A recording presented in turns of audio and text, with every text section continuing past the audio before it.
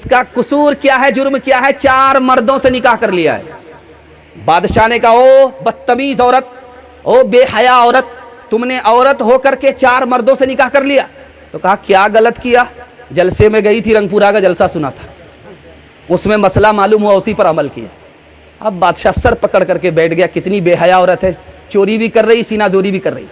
کہا جلسے میں کیا سنا تھا؟ کہا سنا یہ تھا کہ لوگ زنا کیوں کرتے ہیں جبکہ 4 شادی کی اجازت ہے۔ کہا یہ مردوں کے لیے کہا تھا کہ عورت کے لیے؟ کہا ہم اس کے بعد تو ہوٹل چلی گئی تھی حلوہ پوری کھانے کے لیے، میں نے یہیں تک سنا تھا۔ تو بادشاہ نے کہا آئندہ پورا بیان سننا، ادھورا بیان مت سننا، آدھا تیتر اور آدھا بٹیر۔ جب عورت پڑھی لکھی نہیں ہوتی، اسلام کا مذاق اڑاتی ہے۔ چوتھا نمونہ دھیان سے سنیے گا، مرد 1 طلاق دیا، عورت کھڑی ہے، 2 طلاق دیا، عورت کھڑی ہے، 3 طلاق دیا، عورت کھڑی ہے۔ تو مرد نے کہا اب جاتی کیوں نہیں ہو؟ کہا تو کتنی بھی طلاق دے دے میں طلاق لیتی ہی نہیں۔ دھیان سے سنیے گا، چوتھا نمونہ آپ کی خدمت میں آ رہا ہے۔ لکھنؤ میں ایک بہت بڑے عالم تھے، اپنی بیوی سے جب خفا ہو گئے تو کہا کہ تو بہت بدتمیز ہے، میرے یہاں رہتے ہوئے تو بوڑھی ہو گئی لیکن ابھی تک تو سدھر کر کے نہیں دیا۔ کہا کمبخت تو ہے، کمبخت میں نہیں ہوں، اگر میں کمبخت رہتی تو میرا عالم سے نکاح نہیں ہوتا، کمبخت تو ہے کہ جاہل سے تیرا نکاح ہو گیا۔ آخری نمونہ آپ کی خدمت میں ہے، رات کا وقت ہے، صبح ہو رہی ہے، بادشاہ کو 4 بیوی، معلوم کرنا تھا کہ کون پڑھی لکھی ہے کون جاہل ہے۔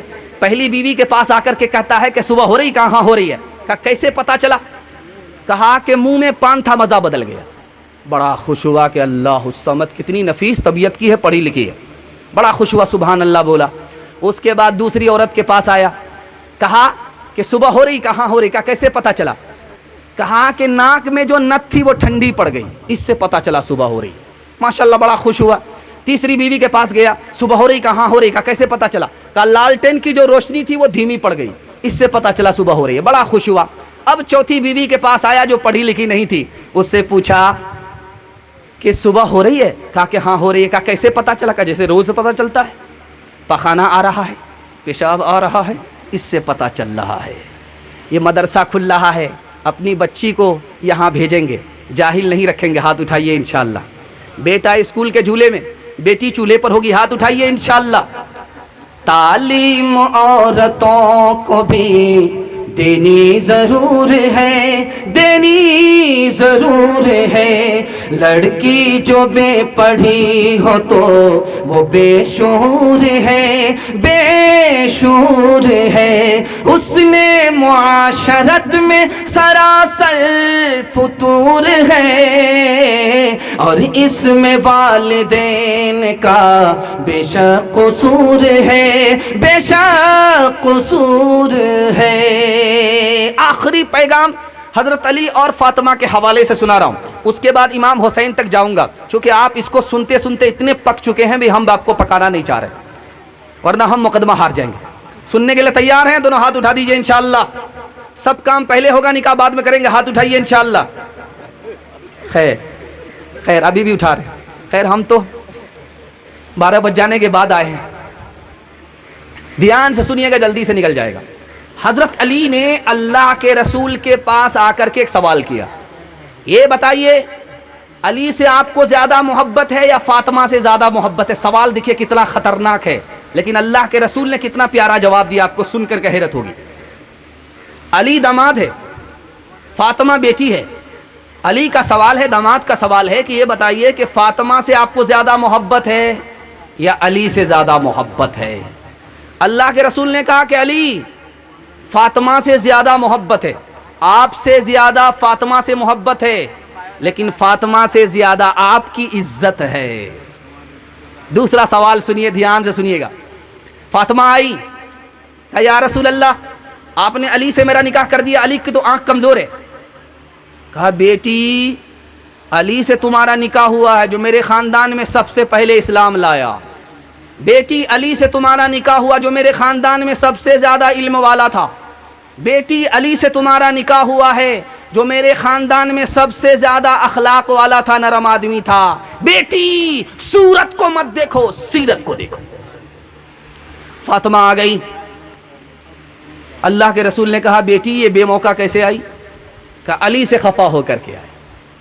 کہا کہ بیٹی علی تمہارے شوہر ہیں، میں تمہارا باپ ہوں، علی کی اجازت کے بغیر میرے گھر میں اگر قدم رکھو گی تو دروازہ بند ملے گا، کھل نہیں سکتا۔ بیٹی اسی وقت جاؤ، علی سے معافی مانگو۔ اگر تم نے معافی نہیں مانگی، علی نے تمہیں معاف نہیں کیا، تمہارا انتقال ہو گیا، بیٹی میں زندہ رہا تو تمہاری نماز جنازہ پڑھاؤں گا بھی نہیں، پڑھوں گا بھی۔ تیسرا نمونہ ذرا دھیان سے سنیے گا، کس طرح ان لوگوں نے زندگی گزاری۔ اہل بیت کا اس دنیا سے کیسا تعلق تھا یہ دکھانے کے لیے جا رہا ہوں۔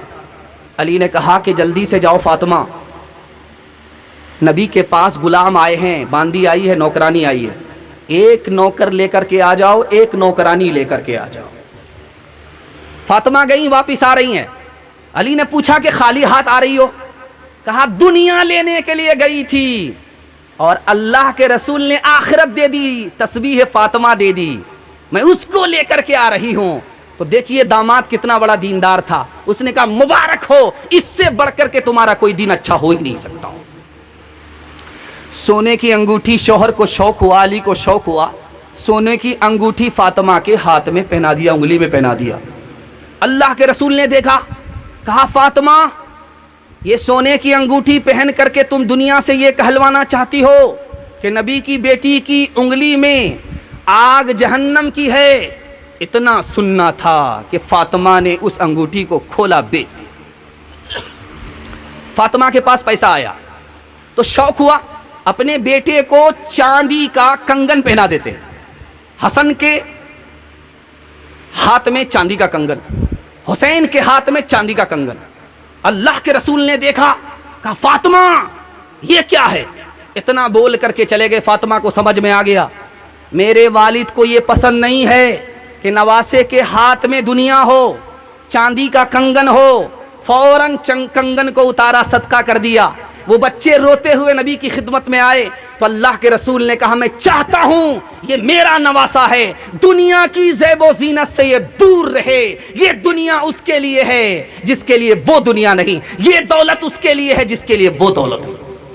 آپ کو سن کر کے حیرت ہوگی، نبی کی بیٹی ہے، شہنشاہ کونین کی بیٹی ہے، لیکن غریبی کا یہ حال ہے کہ دوپٹہ جو اوڑھے ہوئے ہے تو سر اگر ڈھانکتی ہے تو پیر کھل جاتا ہے، اگر پیر ڈھانکتی ہے تو سر کھل جاتا ہے۔ لیکن صبر کیا ہے مصیبت پر، شکر کیا ہے نعمت کے اوپر۔ ہاتھ اٹھا کر کے وعدہ کیجئے اپنی بیٹی کو فاطمہ جیسی بیٹی بنائیں گے، ہاتھ اٹھائیے انشاءاللہ۔